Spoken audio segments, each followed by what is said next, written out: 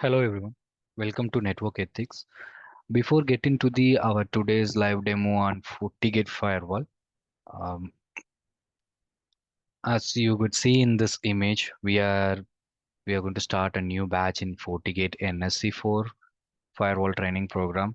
It's a weekend batch, okay, and it's going to start on April 22nd on April 2023, okay, and the timing will be 10:30 a.m. to 4 p.m. Okay, it's in a Saturday only batch. We don't have any session on Sunday. It's Saturday full day session. And if you're interested after the demo, if you're interested to join this batch, you can contact this number, guys, for your admission process. You can contact this number. Okay, let's go into the today's demo session. I want to cover introduction about the firewalls and what is the course curriculum we are going to cover, right? So that and that. So if I take a firewall session, right? So introduction about the firewall, it will go sometime. So first, I don't want to waste our time. So first, I just want to discuss with the course curriculum. So that for me, discussing the course curriculum, it will take time because I'm going to explain each and everything whatever we are going to cover. Okay, so it will take more than 1 hour. So first, I just want to start with course curriculum discussion, guys. Okay, so this FortiGate firewall. Okay,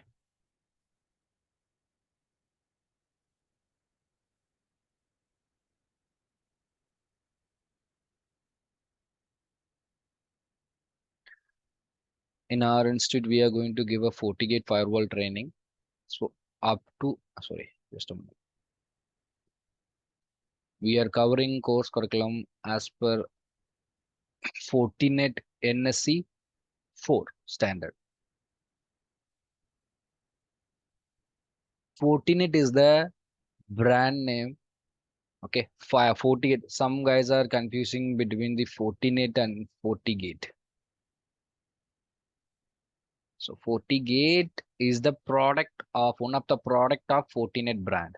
They have multiple product, not only firewall. They have a switch. They have a Wi-Fi router and right. They have a mail security appliances, web security appliances. Lot of appliances they have. Okay, one of the appliance they are selling is FortiGate firewall. This is the first product of Fortinet brand. Okay, so in our course, we are going to learn FortiGate firewall, and that FortiGate firewall, they have Fortinet. It's just like a similar standard, guys. They have some certification track, like in Cisco, how we have a CCNA, CCNP, right? CCIE, like that. In Fortinet, they have a certification track called NSC, NSC Network Security Expert. Okay, so NSC, Fortinet NSC, and that is starting from 1, 2, 3, 4, and up to NSC 8.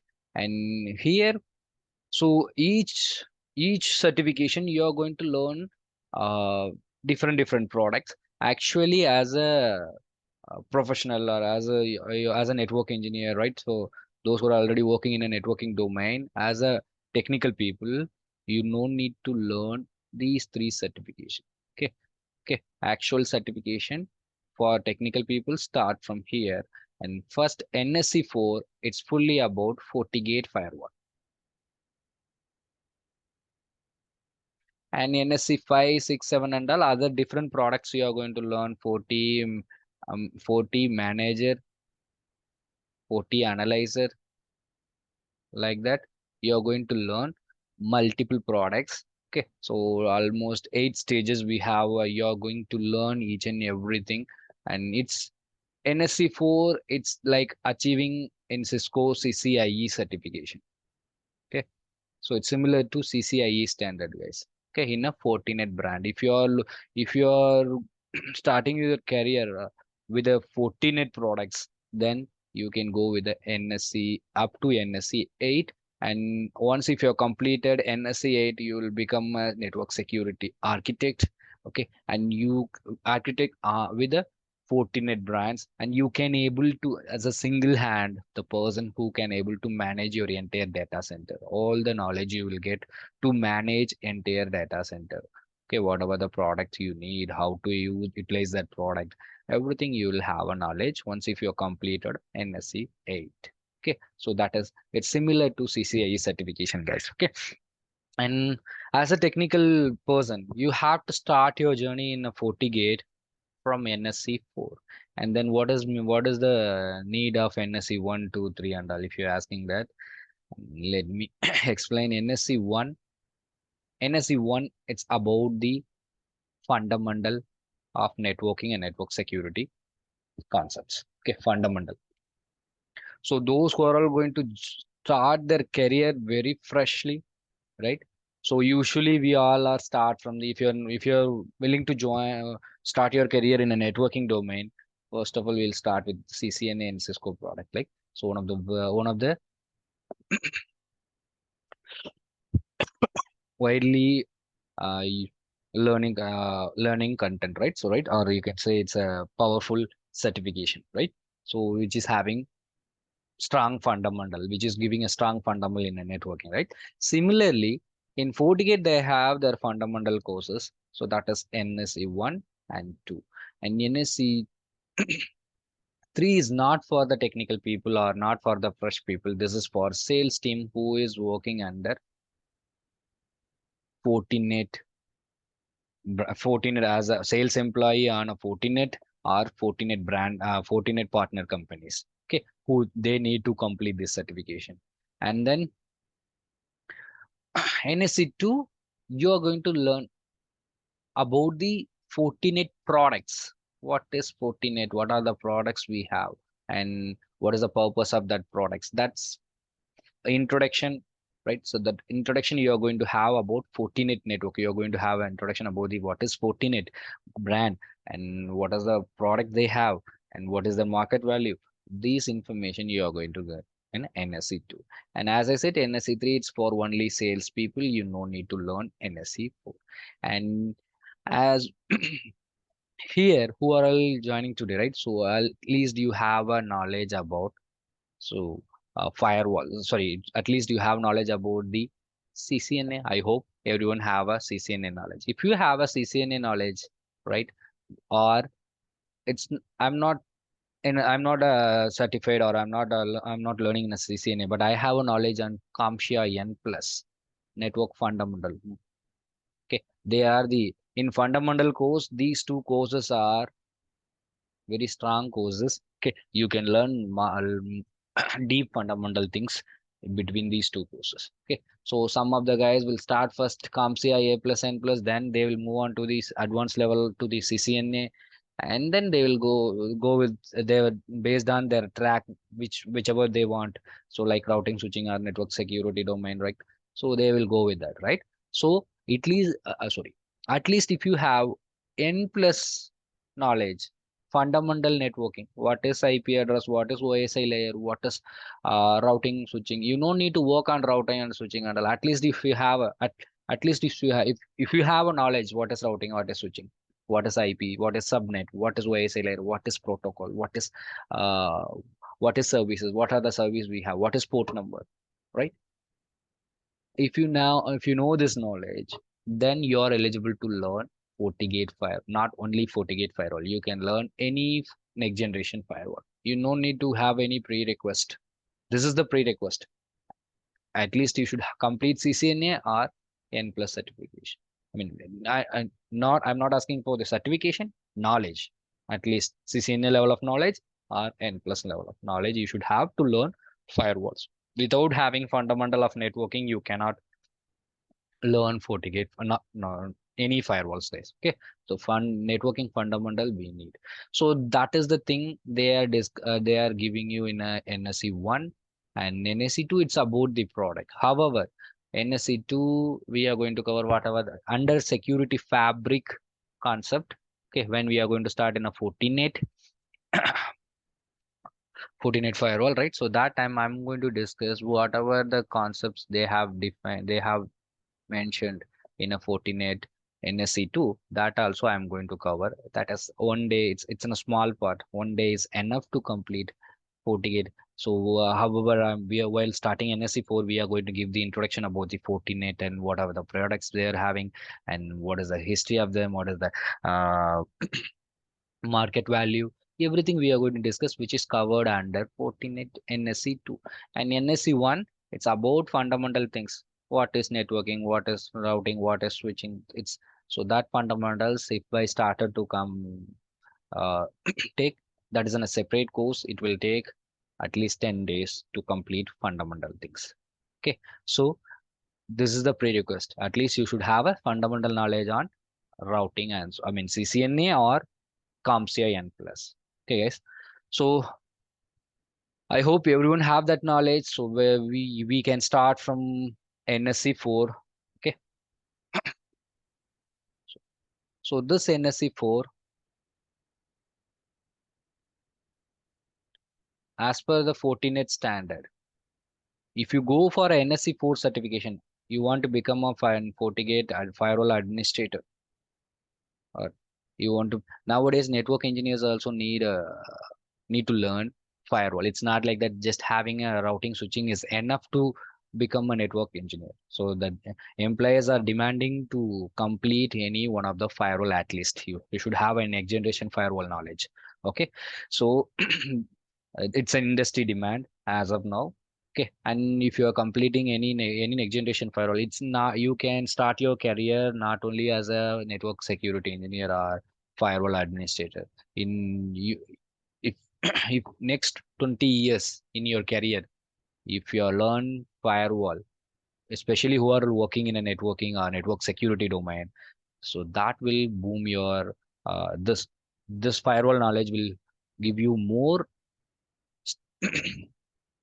Sorry, this firewall knowledge will help you to more on your career. You can upgrade your career with next 20 years. You can successfully move on your career, guys. So you can go up one by one the designation. You can start the designation as a network engineer, and then you can go with a network senior engineer, network technical, or network security engineer, and then you can go with the after that, if you know firewall administrator, you can go as a firewall administrator, and then malware specialist, knock engineer, sorry, SOC engineers, security operations centers, right? And then you can go with the um, product manager as well. If you know any one of the product, put ticket any firewall product, if you know with a strong fundamental, you can go as a product manager as well. So your career, and if you're a fresher, if you're a student, you have a CCNA knowledge, and you want to pursue your career with the cyber security domains like ethical hacking, penetration engineer, or malware analyst, right? Lot of things is there. A number of job designation is there. Okay, so for that and all, it's a firewall is a fundamental thing. You need to know at least one firewall, okay, to become a ethical hacker, to become a penetration engineer, okay, and to become a cloud security engineer. You have a cloud knowledge, and I want to become a cloud security engineer. At least you should have a firewall knowledge. Okay, lot of things you can achieve when you have a firewall knowledge, guys, in your career first. Okay, fine. So this NSE4,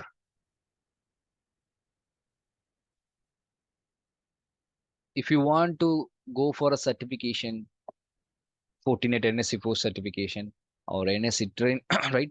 So it's fully about FortiGate firewall only. But in a Fortinet, they have a two type of courses.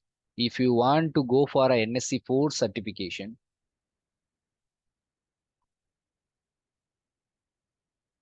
and you should have, as per the Fortinet uh, course curriculum, you have to complete FortiGate security paper,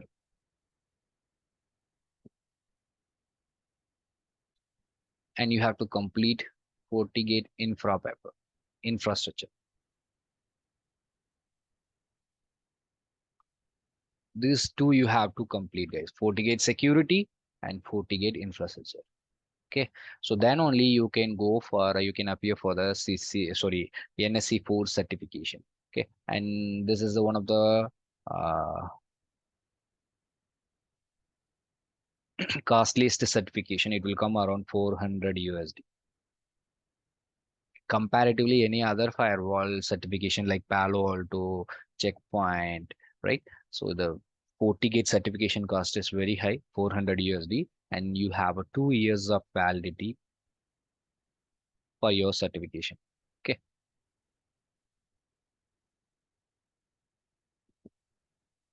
just a minute, guys. One second.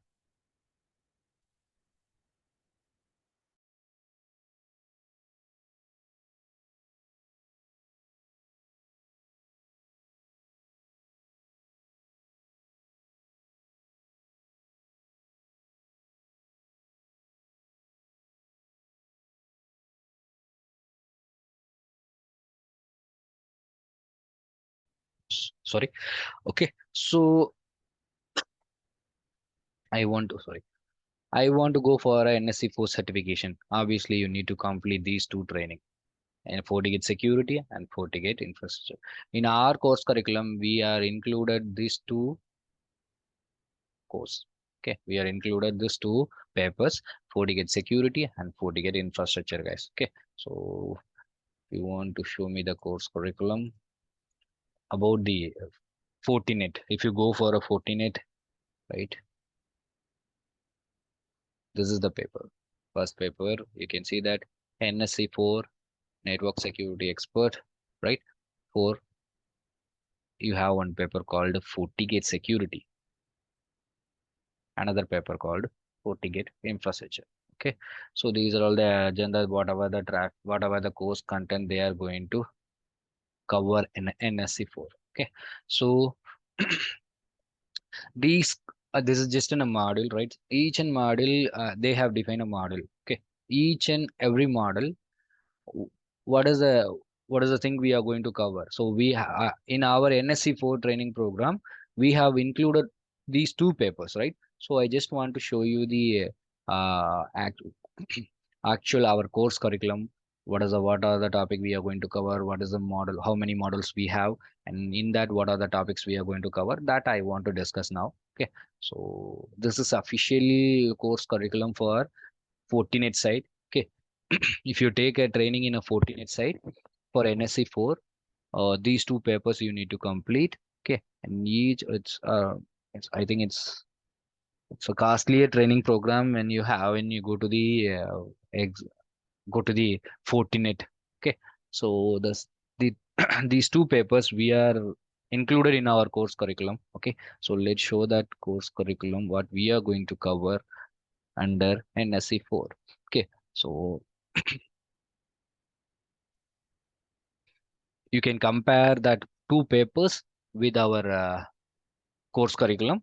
Okay, both are in whatever the curriculum is included in a FortiGate security and FortiGate infrastructure. That two paper I have included, and I'll give you some more info. Okay, so totally we have 15 models. So 15th model is about exam preparation, and totally we have 14 models. Okay, in FortiGate firewall.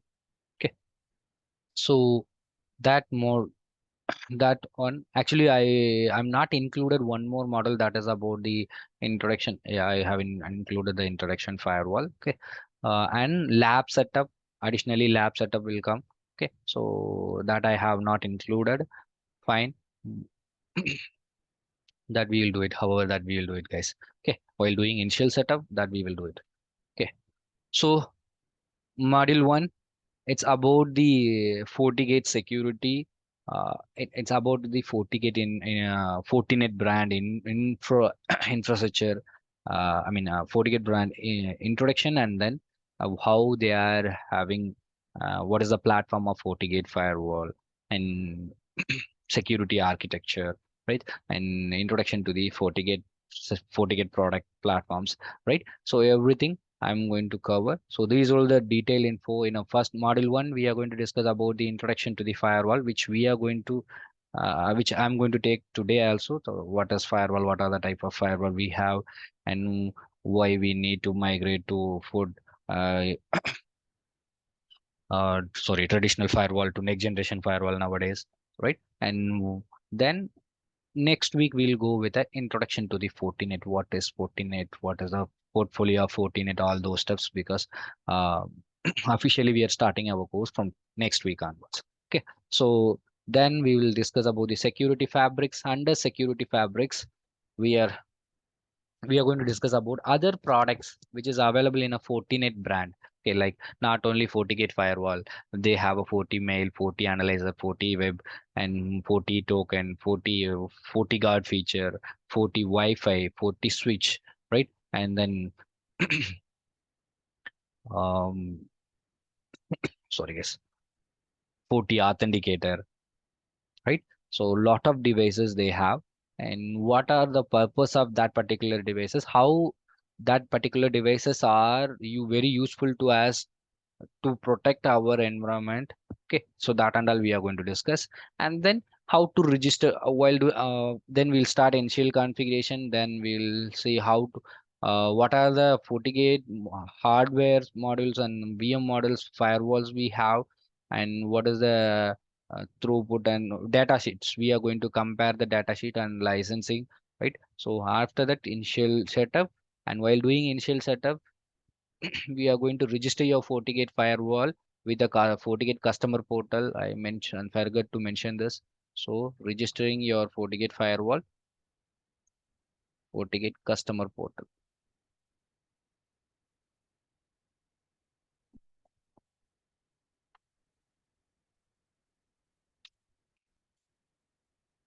Okay,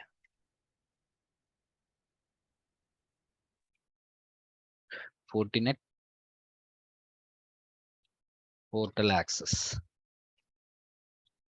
So here Fortinet customer, how to register one product when I purchase one FortiGate firewall and the fresh firewall, how to register that FortiGate firewall into the Fortinet customer portal, and why we need to register it, what is the benefit of registering that device, right? And how to raise the ticket for in case in future if I have any issue, I am unable to, as a firewall administrator, I'm not able to fix that issue and I need a further support, then you can raise the ticket in a customer portal only. So the tag Fortinet tag team will contact you and they will give you the solution whatever they have. Okay, they will monitor your firewall and they will give you the better solution, guys. Okay, so that and all we'll discuss in a module one. Module two, it's about your FortiGate firewall management activities. Okay, so what are the what are the management as a firewall administrator? What are the things you are going to do to manage your FortiGate firewall, like daily activities like taking a backup, restore, and then creating some policies, right? As an administrator, you're going to access the console and you're going to through CLI or GUI. And as an administrator in your team, if new member is joining and you want to provide the console, you who he's the your I mean that person is one of your team member and he newly joined and he also need to access your FortiGate firewall for to manage for your daily activities, right? In a FortiGate firewall. So you are going to provide some privileges, access to that FortiGate firewall to that particular person, and how to provide that access, and how to create an admin user account for that particular person, and how to create the access. What are the type of access level we have, and what is the uh, privilege level of that profile, everything we are going to discuss. And after that, how to take a backup and restore. While taking a backup, so I just since it's an course curriculum, I just define it's a just a backup. Okay, while taking a backup, we are going to do a lot of things.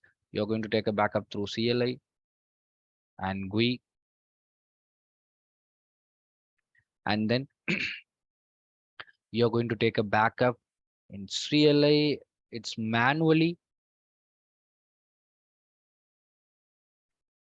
GUI manually, and also you can do automation automatic or schedule based. Okay, and how to do automation, taking it, it's not, this is the concept you can use to automate all the process in your FortiGate firewall through script. Okay, It's not only while doing this automated backup, I'm going to give you the knowledge. So how to automate your FortiGate firewall configuration and deploying this some features in a FortiGate firewall. You can enable the interfaces automatically. So when you want, you can just define your script, and tomorrow I want to enable, I want to create one policy on that particular time. Okay, in that case, I can automate.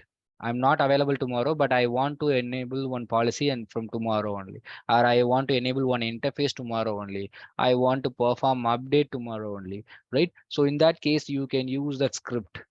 You can create, but you are not available tomorrow, right? So automation. Okay, here we are not going to do um, that automation with Python or automation with um, sorry guys, any other automation tool, right? So we are going to use your FortiGate script for automation. We are not going to use a API or any other Python script or any other automation tool like SIF, Puppet, right, like that. Okay, and we are going to use FortiGate firewall script itself, your CLI command only for automate purpose. Okay, so how to do that and all we will see, guys. It's an useful, it's very useful thing.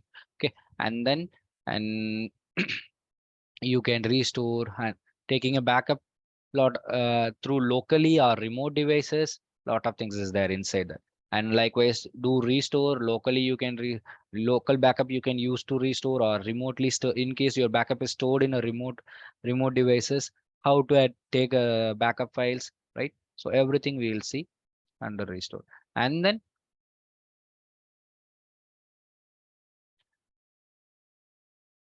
so updates, any patch update is given from Fortinet side, or firmware update.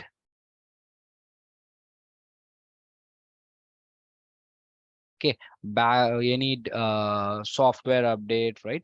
I mean, patch update, downgrade your firmware, upgrade your firmware, that and all we are going to see under device management only, guys. Okay, so after module 3, it's about the firewall policy, how to create the firewall policy, what are the concepts we have while creating the policy, and what are the way we can create, and how to see your policies. So right, and how to, in case if you're using some, if you're having some issue based on your firewall policies, how to troubleshoot that. And then how to validate, I'm not having any duplicate rules, or I'm having a proper rule, right? Policy validation, everything we are going to see under module 3, guys.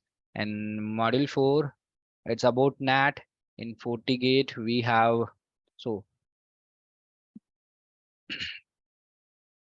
we have a NAT implementation in a different ways. Okay, so actually you can implement NAT in FortiGate two ways. One is called policy NAT, another one is central NAT. It's only for source NAT. Okay, and destination NAT, DNAT, we call it as a virtual IP. Under virtual IP, you can statically do virtual DNAT. That actually it's virtual IP or policy NAT or central NAT. It's nothing different. Okay, I mean it's actually not, virtual IP is different thing, but under so policy NAT and central NAT, central SNAT are the terminology which we used for doing source NAT. Virtual IP, the terminology we'll use it for to do destination NAT. So what is source NAT and what is destination NAT if you're not aware, right? So I'll give you some simple point. I'll give you some simple example or a simple thing. Just keep it in your mind, and deeper we will see in a live session. So whenever, let's say this is my FortiGate firewall and this is my internal network.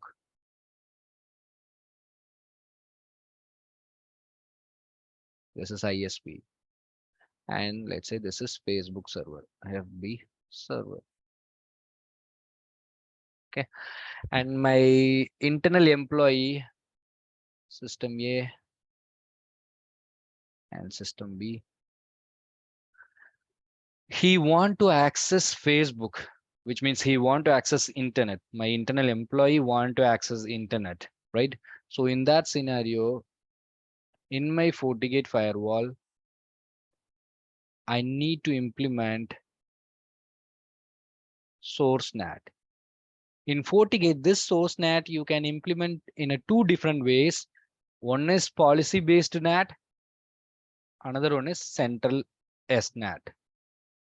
And as of now, you don't have idea. It's if you're very new to the FortiGate firewall, but just have some idea. I'll explain what is policy NAT, what is central SNAT, what is policy source NAT, what is central source NAT.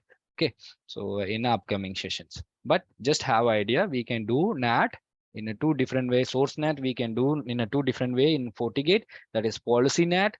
Another one is central SNAT. And when we have to implement source NAT, whenever your internal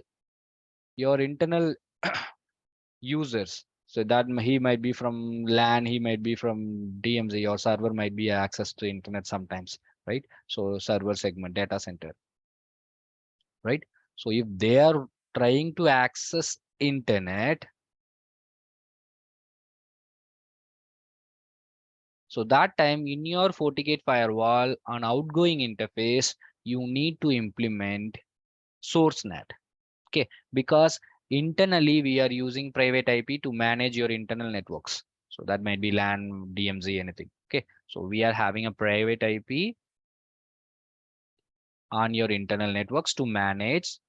Okay, so whenever you are going to access the internet, private IP is non-routable over the internet. So we obviously need to implement NAT, and NAT, the source request, who is the requester? Your LAN users. So what is the IP of your LAN users? So that is your private IP. That might be anything. Okay, so 192.168.0.0/24 network. Okay, so since his source, he is going to access Facebook server. Let's say that is 100.10/24 IP. Okay, it's a public IP, let's assume. Okay, so now he is having a private IP system. A have 192.168.0.1 IP. Okay, now he is going to access the internet. Destination is 100.10. Source is 192.168.0.1. 100.10 is in a public IP. Okay, so you no need to do any. So you can, the destination is 100.10, so you can reach your Facebook server. Since it's a public IP, the traffic will not be dropped in your destination side. But when you go to your traffic from your network to your ISP network, your ISP will check what is the source and destination of your IP packet. Source is private IP 192.168.0.0. So the private IP is non-routable to the internet. So that packet will be dropped here itself. So to reach your Facebook server of your request, in your end, you need to implement the NAT, and you need to implement NAT on your source address. So if you are implementing the NAT, uh, NAT in your source address, that is called source NAT. Okay, and forget about the static, dynamic, pat, and all. That is all. I'll explain NAT concept each and everything clearly. NAT type, we can implement NAT in a two ways.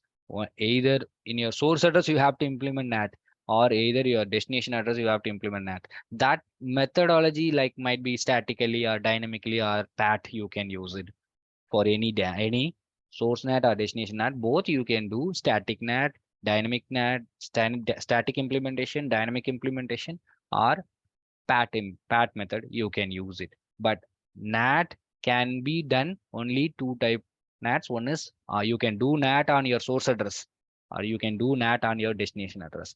When you have to do NAT on source address, when you have a when you're requesting, your internal users are trying to access outside network internet over the internet, so that time you need a, so you need to do source NAT. And let's say I am also running in my server, in my infrastructure, I'm running on web server. I'm, let's say this is flipkart flipkart.com. So external users need to, but they are try to purchase something in my site. So in that case, the external users to purchase something, right, in your site, they need to access your site, right? So let's say he has a source IP 200.10 and your Flipkart is having a private IP 172.16.2.10. Okay. And so now the user is not going to aware about what is the IP, private IP, public IP and all. He is aware about the URL. So he is going to type www.flipkart.com, and this traffic need to reach whenever user hit www.flipkart.com, it's need to reach over the internet. It's need to pause over the internet and it's need to reach your server, right? So your server is your request is try to reach your server. So in that case, if you are using a private IP in your dish, so according to the user, source is 200.10, destination is 172.16.2.10, source and destination. Then again, the user ISP will check what is the source and destination IP to forward the traffic. Destination is a private IP, so the traffic will be dropped here itself. If your user is not able to reach your network, you are going to lose your business, because your user reach your site, then only he can able to access something. So he can able to purchase, try to purchase something, right? Your business will happen properly, right? So in that scenario, you should not provide actual your private IP. You have to purchase one more public IP. Let's say that is 150.0.0.10, and you have to map with this public IP with your URL. Okay, so now destination will become a public IP, and when the user type www.flipkart.com, and now it will be sent to user via ISP network, and it will check what is the source and destination. Source also public IP, destination also public IP. This is routable to the over the internet, and this IP, they are interconnected each other ISP, so they will know where is that 150.0.0.10 IP. As we bought this IP address from our ISP, so your user ISP will forward the traffic to our ISP network. Our ISP will know this IP we given to the particular so and so company, and that is reachable to so and so interface, and then it will further forward the traffic to your traffic. Now it will reach up to your firewall WAN interface. So hereafter, actually, due to security reason, our server we are not going to host with a public IP. So we should not provide the public IP directly into your server. Okay, due to security reasons, guys. So that and all I'll explain in a later sessions. Okay. So what will happen? Your firewall will check what is the destination 150.0.0.10, and it will check inside. So it's 150 is not 150 network is not directly connected network, or there is no route for 150. So now what will happen? Your firewall will drop the packet. But we know 150 is belongs to nothing. It's your Flipkart server, that is private IP 172.16.2.10. So according to the user request, we need to we cannot address translation. We cannot apply address translation on your source address, because it's need to reply to the your customer. Okay, if you change the address translation in your source address, again what will happen? The request is coming from the your this server. It will just uh, instead of 200.10, I'm applying to address translation to 172.16.2.10, right? And actually that is on a source. It will be it will become a source. So your server is not requesting any services if the private IP is your server IP. Okay, so but the requester is your outside user. So you should not do address translation on your end with the source IP in this scenario. Okay, so if you want to provide, we need to allow this request. We need to forward the request to your Flipkart server, and your Flipkart server need to reply, right?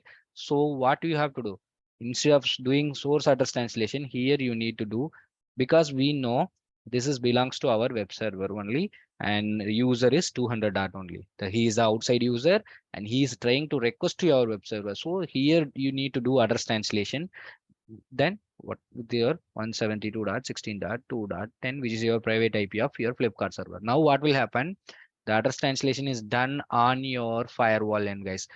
Source NAT or destination NAT, here we are talking about how to implement in your environment. The both NATs you have to implement in your firewall only. Don't think about user end. Okay, don't think about the remote users and our server end. Okay, so in your environment only you have to implement. That is two different use cases. One is your internal users are trying to access internet. That time you have to implement source NAT in your firewall. Okay, okay. The second scenario, external users want to access your internal internal services, anything, your office resources, anything. So that time you need to implement DNAT. Okay, so destination NAT, you have to implement NAT on your destination address. This destination address in FortiGate, we can do it, we can call it as a virtual IP implementation. Okay, so virtual IP, it's a terminology we called in a FortiGate is virtual IP. That virtual IP you can do it in a statically, dynamically, and you can when comes to the dynamic, PAT also included. Okay, port forwarding, right? Port mapping, all the things we are going to cover under this NAT, guys. Okay, so clear, guys. So when we have to implement source NAT and when we have to implement destination NAT on your environment, clear. So these two single line is enough to understand the source net. Whenever your internal users, he from the LAN segment, he's maybe from the DMZ segment, right? So if they try to access some services over the internet, that time you have to implement in source NAT on your on your infrastructure. In case outside you remote users want to access your internal resources and you are going to allow that access, then that time you have to implement destination NAT. Clear? So this source NAT and destination NAT we are going to implement in a different ways in a FortiGate. So that is called source NAT. You can implement in a two different way called policy NAT, centralized NAT. Both you cannot simultaneously use both the methods. Either policy NAT you have to use or either central SNAT you use. Both simultaneously it's not possible. Okay, and virtual IP, it's about destination NAT. Okay, so that we are going to cover. So what is port forwarding, what is port mapping, what is uh, send while doing a source NAT, static NAT, dynamic NAT, PAT, everything we are going to see, guys. Okay,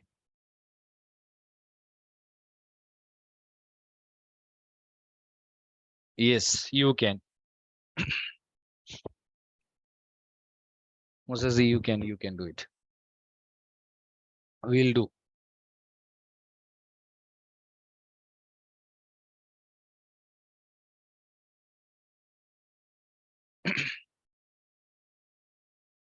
Okay, so that's about model 4, and then model 5, it's about the user firewall authentication, how the firewall is going to do user authentication. Okay, so locally you can maintain your user database, and or you may have a remote user management systems like Active Directory, Tuckcast, Radius, right? Anything you can do it. So here, if you want to allow the traffic based on the user or user group, let's say in your team you have multiple,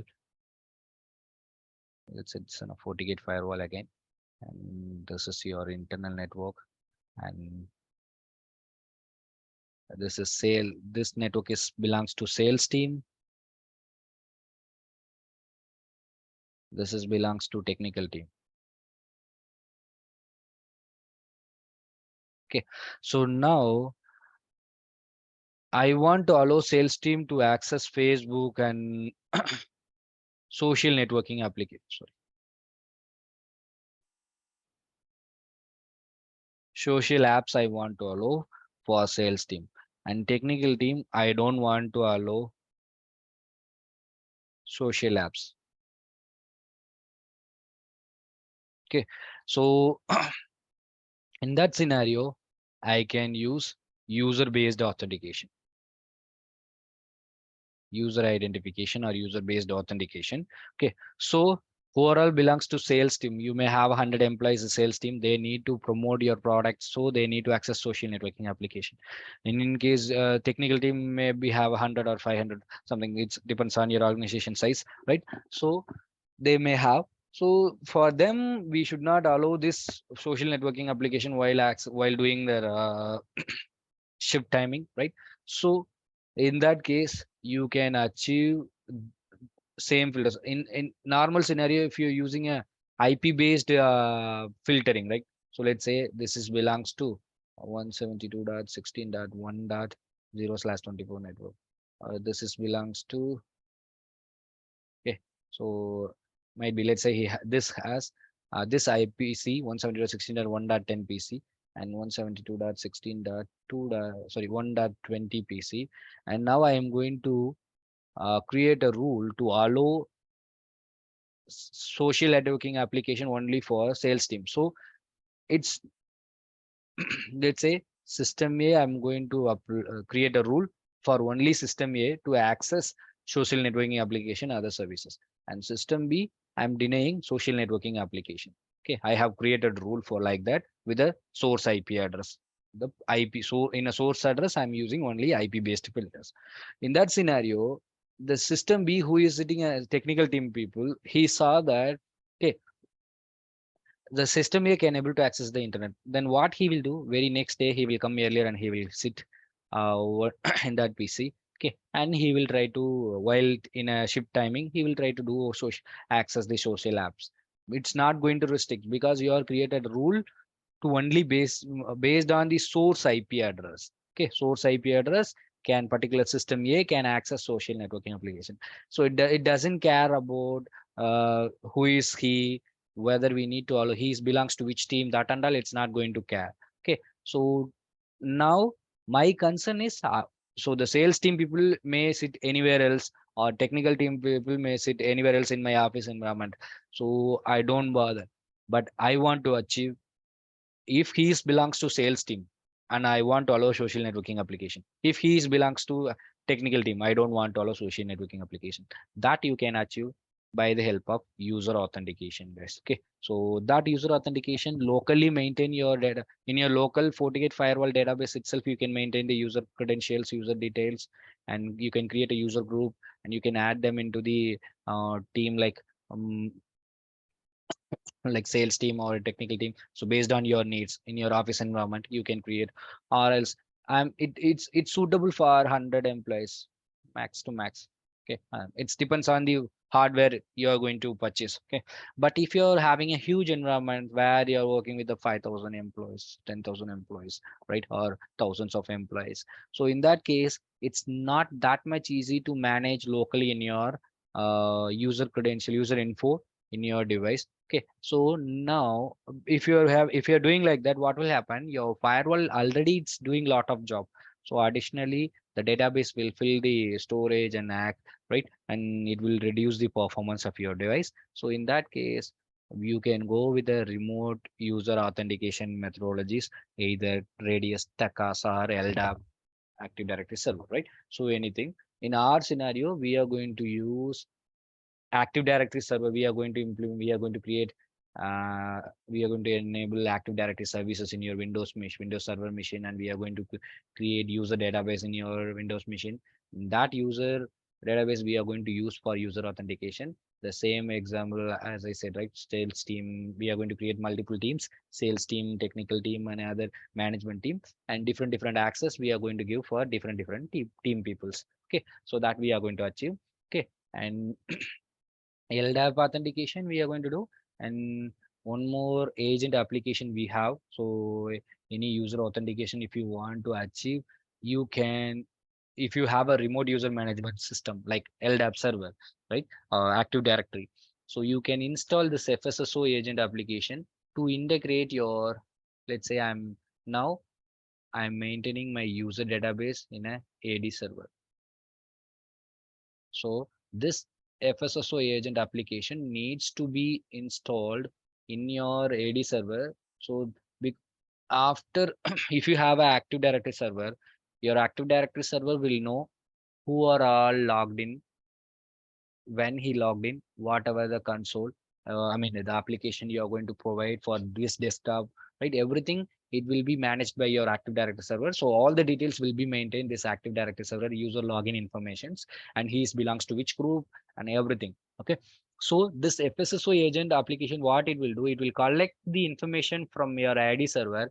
That information will give to your FortiGate firewall, and based on that information only, your FortiGate firewall will authenticate, will allow he belongs to, we are going to create a rule in your FortiGate firewall. So in rule, previously we used the source IP, right? In the source address, we use the source IP, right? So that is 172.16.1.10 or anything. So in my scenario, he may sit, my sales team people may sit anywhere else in my LAN network. Okay, source I'm going to define source IP is my LAN network 172.16.1.0/24 network. But he sit anywhere else in my LAN PC, but he belongs to which team? Sales team. Under source filter, additionally you have to give he belongs to sales team group. Then he may sit anywhere else in your AD environment or LAN environment. Whenever he try to access internet, so if he is a sales team employee, he can access, he have a privilege to access social networking application. If any others or technical team people, it will be declined. So to allow social networking application for sales team users, you have to create separate rule. Okay. And if you want to deny social networking application for particular users, then you can create a separate rule and you can just add like again source IP 172.16.1.0/24 network, that is LAN network, because sales team employee and technical team employee under sitting under one LAN as of now, let's assume. Okay, so he, in case he is from the technical team, I have separate team, separate group for sales team and technical team, and I'm going to create a rule to deny social networking apps. Okay, so you can create a two different rules and this you can achieve efficiently, guys. Okay, he may sit anywhere else. So the sales team, let's say after this, after achieve this, then sales team employee, now he is working in a system A and now he try to access the internet. As per the rule, he belongs to sales team and he can able to access a social networking application. And then next day he saw that technical team employee, he's sitting in a system B and he logged in and he tried to access social networking application. As per the rule, it is denied. So now what he's saying, he saw this, say system A is working with a Facebook application as of now. He doesn't aware he belongs to a different team and all these things and all. So now according to him, he is trying to sit from next day, he is trying to sit the system here, and now he try to log in with user credential, and now he try to access the Facebook. But for him, he may he's also going to have a same LAN IP, but he belongs to technical team. Then sales team application, I mean sorry, social networking applications are denied. Okay, so that feature that thing we can achieve when you are doing a firewall authentication, guys. Okay, so that we are going to discuss under model 5. So how to integrate, how to install Active Directory server, how to integrate your LAN resources into the Active Directory service server domain. Okay, and how to create a user and user group in Active Directory server, and how to install FSSO agent application, how to integrate FSSO agent application with your FortiGate firewall. All those steps we will see under model 5. And after that, module 6, it's about the UTM features.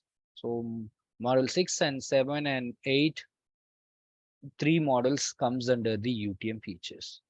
UTM features we have separately maintained for as a three models. Okay, 6, 7, and 8.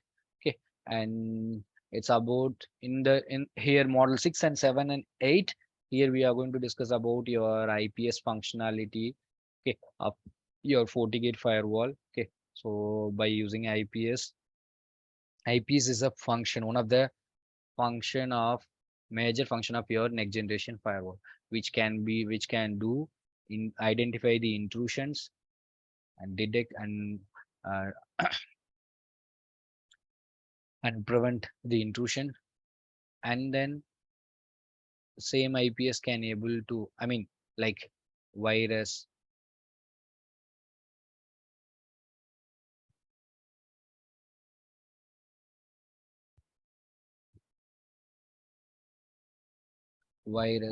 malware, spyware, right? And it can detect the any spoofing attack, network type of attack, spoofing attack, and then uh, Any network type of attack, DDoS attack.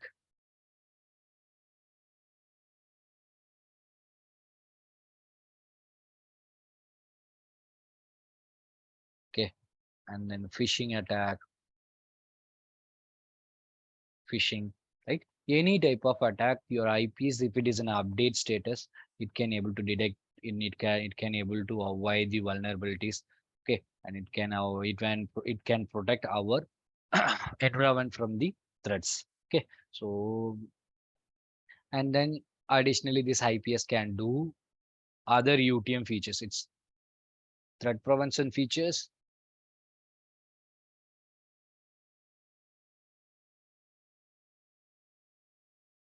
Along with your FortiGate firewall, we have other UTM features called application control. If you want to block some specific application for your LAN users or your WAN users, sorry, your DMZ users or your particular group, user group, right? So I want to block some specific application like Facebook, Twitter, social networking application, or YouTube, or Hotstar, which is a bandwidth consumption application, right? And so that and all you can achieve under UTM feature, and one feature is called application control. In that application control, you can create let's say I want to block entire social networking application. So almost 150 social networking application we have it. Okay, so everything we cannot manually go and I don't want to access Facebook, I don't want to access Twitter, like that manually we cannot move on it, we cannot create the rule, because it's not a static thing. So daily basis lot of applications are creator developers are creating a lot of application, they are launching a lot of application, and number of social networking applications are coming daily basis. So each and every day we cannot go and which application it's coming today and how to block it, how to allow it, that and all we cannot able to um, we have a lot of work, so we cannot able to examine all those stuff. Okay, so in that case, if you want to block entire social networking application, I don't want to use the static things. Okay, so like Facebook, block Facebook, block WhatsApp, like that I don't want to do that. So you have a option, awesome feature called under application control, you have awesome feature. It's a FortiGuard category based FortiGuard category based filter. So if you want to block entire social networking application, yes, you can achieve by the help of FortiGuard category based filter. And if you want to block entire bandwidth consumption applications, I want to block it. If you want, you can use FortiGuard category based filter. Okay. And if you want to block any adult content or any illegal things, everything you can able to block. So on daily basis, lot of applications are coming with a lot of different genre, right? So anything you can entirely block it. And now due to office, I mean my product, promote my product, sometimes I need to allow social networking applications. Okay, so I don't want to allow. I'm not going to use all the social networking application for promoting my product, right? Like Facebook, Twitter, and then WhatsApp, Instagram, right? These tools only I'm going to use to product. So I'm going to use to promote my product. So in that case, I already achieve my category based filters, right? So my entire social networking is not able to access. I'm not able to access anything in a social networking application, but still I want to access Facebook, Twitter, and all. You can overwrite under FortiGuard security fee, category based features, and you can, yeah, whatever the social networking application you want to allow, that you can just allow it. And rest of the social networking application which is automatically denied, this update is it is updated by the FortiGate category. They are having a database, application database. They were categorized the applications based on the functionalities. Okay, it will be updated from the Fortinet environment, guys. Okay, Fortinet team, they have a dedicated research team to identify the applications and classify the applications into the particular dome group, right? So everything they will update. You can simply use that template. I want to block entire social networking application. In that template, you want to override specific application like Facebook, Twitter. That is also possible. In Facebook, now another scenario we have in application control. So we entirely block one application,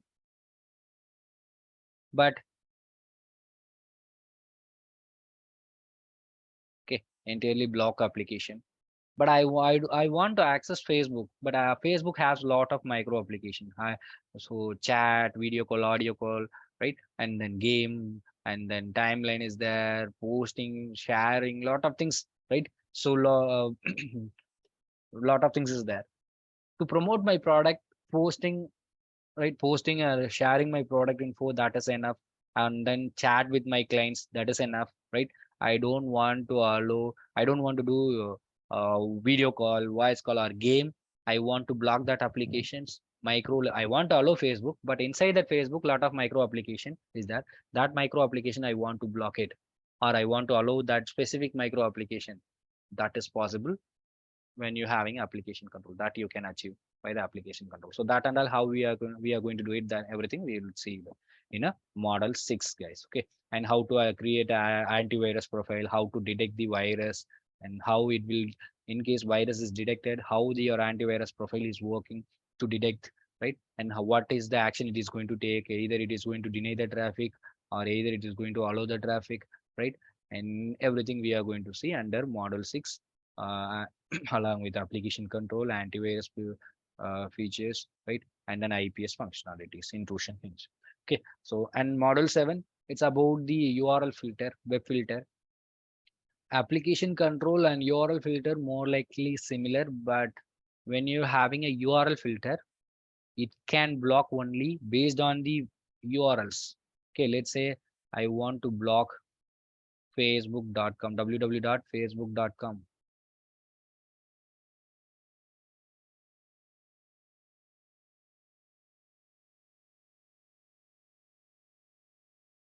Okay, and your URL filter, it can block when your request is www.facebook.com, that will be blocked.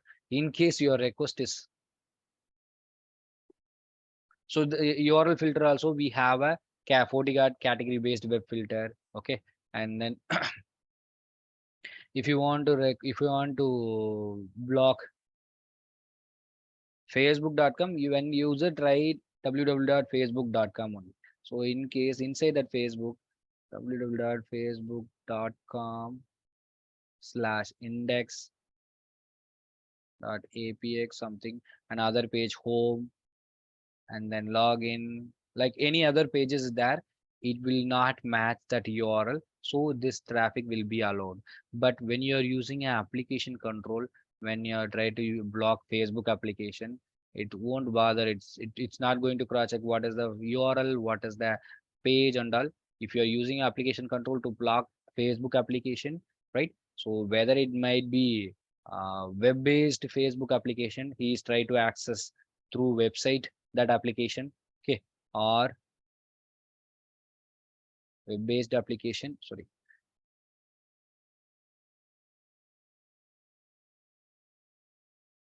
web-based application or mobile app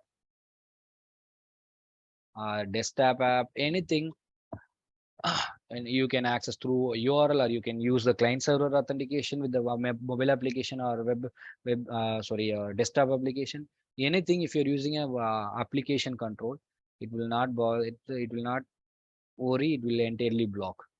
Okay, but when you're using a URL filter, it will try to match with particular URL, and based on that URL request, it will allow or deny the whatever the action you are going to take by using URL filter, that action will be taken. Okay, it will be blocked only that particular URL, but other URL is coming, it will allow that. Okay, so that is the beauty of, I mean, URL filter will use only based on the URL, and the by using URL filter, when any specific URL page, when one website I want to block one particular pages, right? Then I can go with the URL filter as well. Okay.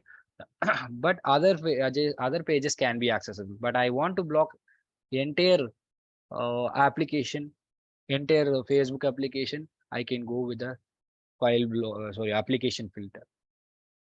Okay, and And if you look at the DNS filter and URL filter application control, so, right? So DNS filter, URL filter, app control.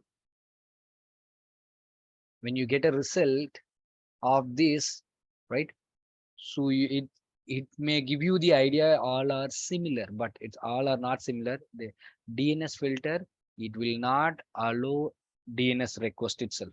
If you want to block facebook.com, it will block entire in your requesting www.facebook.com from user end. It will not allow DNS request to go for a DNS query and resolver. So you will get the you will that Facebook website will be again, since your DNS request is not going, so you are not able to get a DNS reply. If you're not, if you get a DNS reply only, you can able to, as a source user, you can able to reach your website. Okay. So but still DNS query is not getting because we have used DNS filter. So you will not able to access the same Facebook site. You will get a network unreachable or that kind of error you will get. When you're having a URL filter also, now you will get a DNS filter and your DNS query and you will get a DNS resolver. But when your in your firewall, will check the URL based on the URL filter. If you type www.facebook.com, and it will be denied since we are using a URL filter. But when you are trying to use specific in that website, I want to allow www.face. So user, if the user type instead of typing www.facebook.com, if he type www.facebook.com/index.apx or home, any other URLs, and this URL is not matched, so this it is not going to block facebook.com, it will allow that facebook.com. Okay. And when it comes to the application filter, so it's not going to worry about the DNS request or URL identity, right? It will check if it is in a it's use the signatures. If that signatures is matched with that particular application, whether it might be HTTPS traffic or whether it might be mobile traffic, sorry, application, or it's an desktop application, anything. It's not worry. It will be simply block that application. Okay. Each have different purpose, but when you're getting sometimes when you're getting output, it may give you some like it's all are similar, but it's not like that. It have some differentiation. In a upcoming sessions, I'll show you each and everything in a live. Okay, so that you can able to get to know this properly. Okay, so web filter, what is as of now? URL filter is nothing. Your web filter is nothing. URL filter only, and URL filter also have similarly category based, FortiGuard category based filters. Okay, that you can achieve, and you can do HTTPS deep inspection. Okay, so that and all we'll see under web filtering, guys. Okay, and after that, we have one more UTM features called data leakage protection.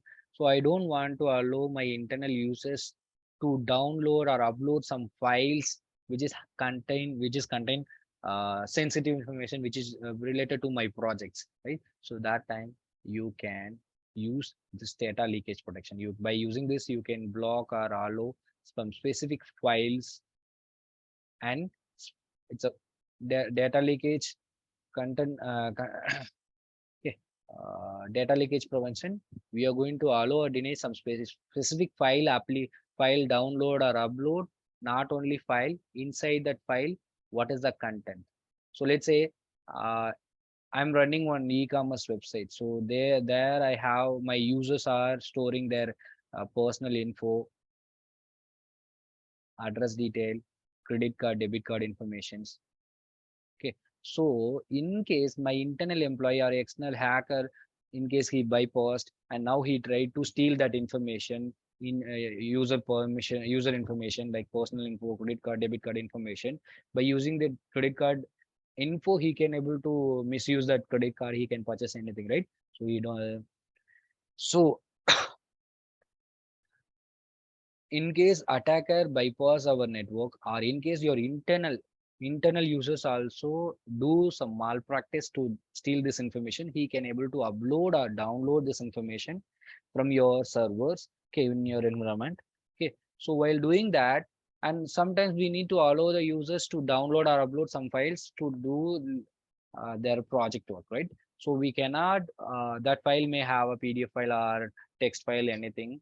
So we cannot uh, deny entirely to download or upload files, but we need to make sure that content is a secure content. If it is a sensitive content, we should not allow that.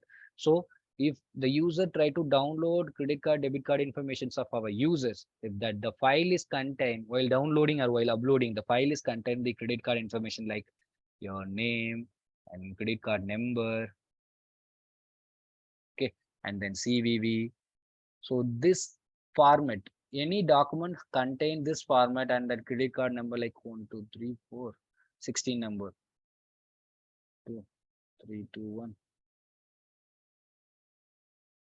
Okay, so any 16 numbers, if the file having this format and your firewall will consider this is an uh, we can create a rule. So this is a credit card info, our debit card info, our personal info of the customers. So this is a sensitive information.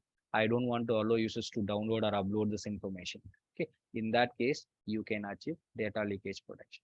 Not only blocking the application, files, also you can block the files based on the content file types, not only block the files based on the file types, based on the inside content whatever the file has. So based on the content also you can able to block it.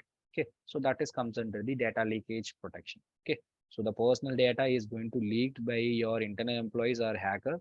So in case if they try to leak some, I mean they try to steal some information, that is comes under the data leakage. If you allow that, that is comes under the data leakage.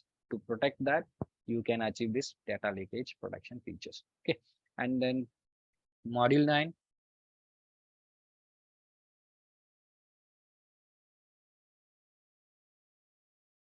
it's about the again it's part of your device management, high availability. Okay, so what is high availability? What is the failover? What is failover concept? How to configure high availability in FortiGate firewall? And we have a two different type of high availability implementation. We have active passive and active active. How to configure active active and active passive and all we'll see under model 9, guys. In model 10, it's about the routing, how to enable static route, default route, and dynamic routing in your FortiGate firewall that we are going to see. Okay, so this is comes under the FortiGate infrastructure paper. Okay, high availability and dynamic routing protocol and SD-WAN, VDOM, right? That and all comes under the FortiGate infrastructure paper. Okay, and then module 11, it's about VPN. We have a IPsec site-to-site VPN and then SSL VPN, these two. So we are going to cover module 11 and VPN. Under VPN, it's all covered. Okay, and then module 12, it's about SD-WAN. What is SD-WAN? How to implement SD-WAN in your FortiGate firewall? What is the benefit of having SD-WAN, right? And how to implement SD-WAN in your FortiGate firewall, that we are going to see. Okay, in a module 2. And then module 13, it's about virtual domain. Virtual domain, it's nothing. It's similar to VLAN concept. Okay.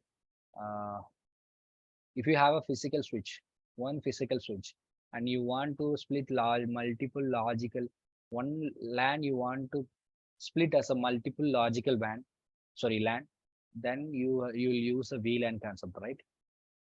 VLAN 1, VLAN 2. So VLAN 1 users can able to communicate with the VLAN 1 only. And VLAN 2 users can able to communicate with VLAN 2 only. VLAN 3 users can able to communicate VLAN 3 only. And whatever the features, right? So if you want to communicate VLAN 1 to VLAN 2, VLAN 2 to VLAN 3, so inter VLAN routing, you need to enable it. So that is in a switching environment, right? In VDOM, thank you, did. Okay, no issues. Take care. I'll share the recorded video. Okay. It's similar. VDOM is similar to VLAN concept. Okay. It's a physical FortiGate firewall. One physical FortiGate firewall you can split as a multiple logical firewall. So this is one VDOM. One VDOM can act like a one virtual firewall.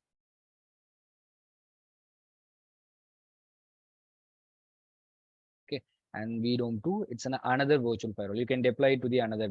Okay, you can manage differently. You can manage your virtual VDOM 1. It's a virtual firewall 1. VDOM 2, it's a virtual firewall 2. Separately, you can manage, you can create the separate rule.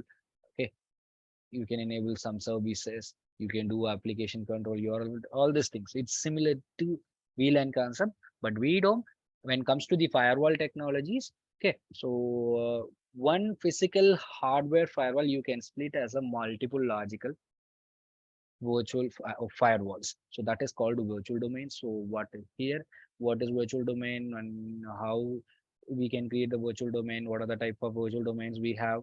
On what is the scenario, deployment scenario of virtual domain? How to configure and manage your virtual domain? That we are going to see under module 13, guys. Okay, under module 14. So it's in a troubleshooting. What is the and forget I forget to add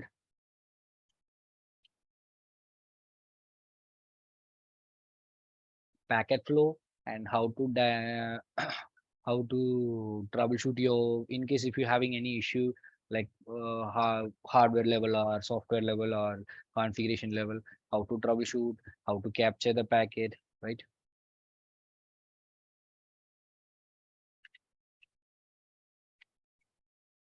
Packet capture, right? And how to trouble, what are the tools we have to diagnose, and which means it's debugging, right? And what are the debugging tools we have, and troubleshooting, how to troubleshoot, what are the methodology we have, right? And how to use the log and report features to while troubleshooting, that we are going to see under module 14, guys. Okay, and then under model 15, it's about the exam preparation, how to prepare your NSE4 certification, and what are the things you have to focus, and sample uh, questions when, right, that we will give you for a exam preparation. Okay, so that's all about the core FortiGate course curriculum, guys. So sorry for the long session. I just want to give you the detailed info about this FortiGate. Okay, course curriculum. If you are compare with the FortiGate NSE4, FortiGate security paper and infrastructure paper in our course curriculum. So device management policies, NAT, okay. Firewall authentication comes under the infrastructure. Okay, module 5 comes under the infrastructure. Let's give, this is security, FortiGate security paper.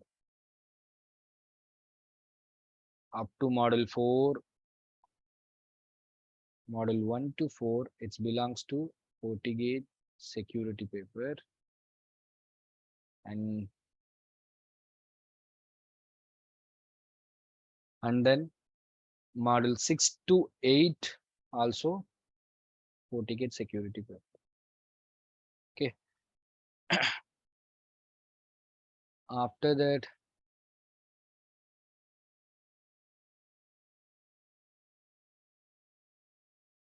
put model 9, 5, 9, 10, 12, 11, and then SD-WAN, not 12, 11, model 11, and then SD-WAN is 12, right? 12, 13,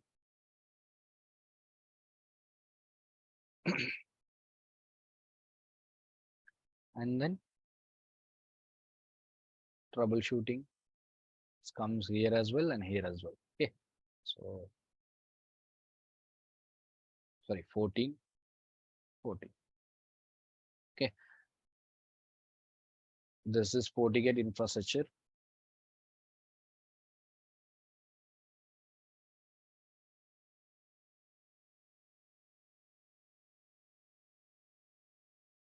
Infra, and 1 to 4 and 6, 6, 7, 8, and 14. So 8 models belongs to FortiGate security, and 7 models belongs to FortiGate infrastructure wise. Okay, so totally, and last one is exam preparation. So both are, we have covered, both the papers are we are covering under this NSE4 training program. Okay, so that's all about the course curriculum. So now I just want to give you the